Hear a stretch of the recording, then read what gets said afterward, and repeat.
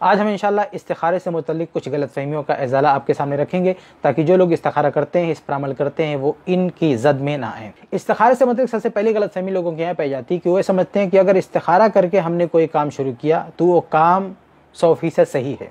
یعنی وہ کام غلط ہو ہی نہیں سکتا۔ بلکہ معاملہ اس حد تک جا چکا ہے کہ کچھ لوگ حرام اور ناجائز کام، سودی کاروبار شروع کر کے بیٹھے ہیں اور یہ سمجھ کے بیٹھے ہیں کہ ہم نے استخارہ کر کے یہ کام شروع کیا ہے، اس لیے ہمارے یہ کام غلط ہو ہی نہیں سکتا، اگر غلط ہوتا تو استخارہ ہم کو روک دیتا۔ تو یہ بہت بڑی بھول ہے، بہت بڑی غلط فہمی ہے۔ استخارہ ہمیشہ ان کاموں کے لیے ہو سکتا ہے جو کام اصلاً جائز ہوں۔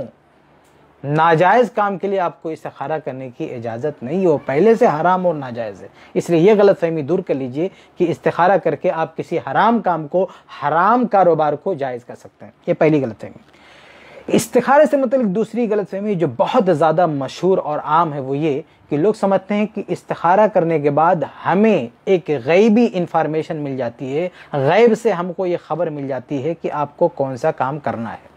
مثلاً ایک آدمی بہت سارے کاروبار کو سامنے رکھا ہے یا بہت سارا کام ہے اس کے سامنے، اب وہ چاہتا ہے کہ میں کیا کروں، اس کے سمجھ میں نہیں آتا ہے، تو اس کے دماغ میں پتہ نہیں کیسے یہ آ گیا ہے کہ اگر میں استخارہ کروں گا تو کوئی آ کے ہم کو بتا دے گا کہ کون سا کام کرنا ہے۔ چنانچہ اس کے لیے لوگوں نے باقاعدہ طریقے بھی ایجاد کر کے، صرف غلط فہمی نہیں، اس غلط فہمی کو باقاعدہ ایک منظم شکل دے کے رکھا لوگوں نے۔ وہ اس طرح کہ کہتے ہیں کہ استخارہ کرنے کے بعد، ایک طریقہ بنا کے رکھا لوگوں نے کہ استخارہ کرنے کے بعد آپ کو کسی سے بات نہیں کرنی ہے، بلکہ استخارہ کرنے کے بعد فوراً سو جانا ہے، اور سونے کا بھی طریقہ قبلہ رخ کر کے اور اس دنیا بھر کے طریقے، اس طرح سونا ہے، اور اس کے بعد انتظار کرو خواب آئے گا، خواب میں کوئی بزرگ آئے گا، وہ آپ کو بتائے گا کہ کون سا کام کرنا ہے، پھر وہی کام آپ کو کرنا ہے۔ اور معاملہ یہاں تک پہنچ چکا ہے کہ بہت سارے لوگ اس غلط طریقے کو ذہن میں رکھنے کی وجہ سے استخارہ کرتے ہیں، خواب میں کوئی نہیں آتا تو فون کر کے علماء کو پریشان کرتے ہیں، ہم نے استخارہ کیا تھا، ہمارے خواب میں کوئی آئے نہیں۔ بھائی یہ ساری باتیں کون بتائے آپ کو؟ دنیا کی کسی بھی صحیح روایت میں ایسی کوئی بات نہیں کہ آپ استخارہ کریں گے تو خواب میں آ کے کوئی آپ کو بتائے گا، فرشتہ بتائے گا، کون آئے گا، یہ ایسی کوئی روایت ہے ہی نہیں، اس لیے بات بالکل جھوٹ ہے۔ استخارہ جو لفظ ہے اس کے اندر جو معنی ہے وہ ہے طلب خیر، خیر طلب کرنا ہے، گویا کہ آپ جو کام کرنے جا رہے ہیں اس کے لیے اللہ سے دعا کریں، اللہ رب العالمین نے اگر آپ کی دعا قبول فرما لی تو ہو سکتا ہے کہ اللہ رب العالمین اس میں برکت دے، اگر آپ کی دعا قبول ہو گئی تو، ورنہ کوئی ضروری نہیں ہے۔ اللہ تعالیٰ اس کی دعا قبول کر لے تو یہ کہہ سکتے ہیں کہ اس میں برکت آئے گی۔ اور اسی طرح سے اگر اللہ رب العالمین کا کرم ہو جائے، اللہ رب العالمین کی رحمت ہو جائے تو یہ بھی ہو سکتا ہے کہ اللہ تعالیٰ اس کام میں اس کے لیے خیر نہ ہو تو اللہ تعالیٰ اس کے وسائل ختم کر دے، وہ کسی اور کام پہ لگ جائے، یہ بھی اللہ تعالیٰ کر سکتا ہے۔ اگر ضروری نہیں کہ اللہ تعالیٰ کرے، ہو سکتا ہے کہ اللہ تعالیٰ اسے کسی بدعملی کی سزا کے طور پر اسی کام میں ڈھکیل دے، اللہ اس کا کوئی سپورٹ نہ کرے، کوئی مدد نہ کرے، لیکن ہو سکتا ہے کہ اس کو اس کام سے ہٹا دے۔ لیکن یہ سب کچھ کون کرے گا؟ اللہ کرے گا، بندے کے اپنے ہاتھ میں نہیں۔ اللہ تعالیٰ کوئی معلومات تم کو نہیں دے گا کہ یہ میں تم کو بتا رہا ہوں خواب میں آ کے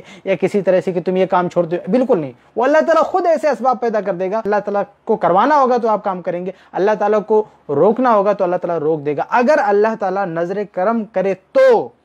ورنہ یہ بھی ہو سکتا ہے آپ نے دعا کیا، استخارہ کیا، لیکن آپ اللہ کی رحمت سے دور ہیں۔ تو اس خوش فہمی میں نہیں رہنا چاہیے کہ ہم نے استخارہ کر کے کام شروع کیا ہے تو یہ کام ہمارے لیے اچھا ہے، تبھی تو اللہ تعالیٰ ہم کو اس کام میں لگائے ہوئی ہے۔ حسن ظن رکھنا اچھی بات ہے، لیکن قطعی طور پہ ہمیں فیصلہ نہیں کر لینا چاہیے۔ تو یہ ذہن میں رکھیں کہ استخارہ کا مطلب طلب خیر ہوتا ہے۔ تو یہ جو غلط فہمی ہے لوگوں کی ہاں کہ ہم استخارہ کریں گے کوئی آ کے خواب میں بتا دے گا، یہ بالکل غلط بات ہے، یہ افواہ ہے، لوگوں کی پھیلائی ہوئی باتیں ہیں، کتاب و سنت میں اس کا دور دور تک کوئی اشارہ موجود نہیں ہے، اس لیے یہ غلط فہمی دور کر لیجیے۔ اور اسی طرح سے استخارے سے متعلق ایک اور غلط فہمی ہے کہ لوگ سمجھتے ہیں کہ استخارہ کوئی ضروری نہیں کہ ہم ہی کریں، لوگ دوسرے لوگوں کو ہائر کرتے ہیں کہ ہمارے لیے استخارہ کر دو۔ مطلب اتنا لوگ ایڈوانس ہو چکے ہیں اور اتنے چالاک اور ہوشیار ہو چکے ہیں کہ اب ہمیں کچھ کرنے کی ضرورت نہیں، دوسروں کو ہائر کر کے وہ ہماری طرف سے استخارہ کریں۔ اور اگر یہ ایسے سلسلہ چلتا رہا، لوگوں کی اصلاح نہیں کی گئی تو وقت دور نہیں کہ لوگ دوسروں کو ہائر کریں گے ہمارے لیے نماز پڑھ دو۔ اس لیے ذہن میں رکھیں کہ استخارے کے لیے کوئی آپ کی طرف سے دوسرا استخارہ نہیں کر سکتا، اس لیے استخارہ کرنا ہے تو خود کیجئے، آپ کسی کو ہائر مت کیجئے، وہ استخارہ نہیں کر سکتا آپ کے لیے۔ اور جو لوگوں نے یہ بات پھیلائی ہے کہ ہم آپ کی طرف سے استخارہ کر دیں گے، ان لوگوں نے اپنا ایک کاروبار شروع کیا ہوا ہے، اور صرف معاملہ استخارے ہی کا نہیں ہے بلکہ ان لوگوں نے استخارے کے نام پر اور بھی بہت کچھ شروع کر کے رکھا ہے۔ مثال کے طور پر وہ کہتے ہیں کہ تمہارا ماضی کے بارے میں کوئی معاملہ ہے، کوئی بات ہے، تو ہم وہ بتا سکتے ہیں تم کو استخارہ کر کے، یا فیوچر کے بارے میں تمہارے ساتھ کیا ہونے والا وہ استخارہ کر کے بتاتے ہیں۔ یہ غیب دانی، یہ بالکل کاہنوں والی بات، یعنی استخارے کے نام پر کہانت، یہ نام استخارہ کا لیکن یہ کہانت ہے، یہ بہت ہی غلط بات ہے۔ اور ایسے ہی کچھ لوگ تو اس حد تک آگے بڑھ گئے کہ آپ کے گھر میں چوری ہو گئی تو کہتے ہیں ہم استخارہ کر کے بتا دیں گے کہ آپ کے گھر میں چوری ہوئی ہے، ہر فالتو کام کے لیے لفظ استخارہ۔ تو میرے بھائی یہ بہت ساری غلط فہمیاں استخارے کے تعلق سے، آپ صرف اتنا خلاصے کے طور پر اتنا سمجھ لیں کہ استخارہ ایک مسنون عمل ہے، ایک اچھا عمل ہے۔ کوئی بھی آپ کام کرنا چاہتے ہیں اللہ تعالیٰ سے خیر طلب کر سکتے ہیں، اور ایسا صرف یہی معاملہ نہیں ہے کہ آپ دو کاموں میں سے کسی کو منتخب نہیں کر پاتے اس لیے آپ استخارہ کریں گے۔ بھائی کچھ لوگوں کے ذہن میں کیا ہے کہ دو کام ہم کر، ایک یہ کاروبار ہے ایک یہ کاروبار ہے، دونوں میں سے کون سا کرنا ہم سمجھ نہیں پا رہے، استخارہ کریں۔ آپ کو صرف ایک ہی کام کرنا ہے تو بھی آپ کو استخارہ کرنا چاہیے، صرف ایک کام، کوئی ایک کام ہے، کوئی ایک کام آپ شروع کرنے جا رہے ہیں، وہاں پہ بھی آپ استخارہ کر سکتے ہیں۔ تو استخارہ کا جو اصل مقصد ہے وہ ہے طلب خیر،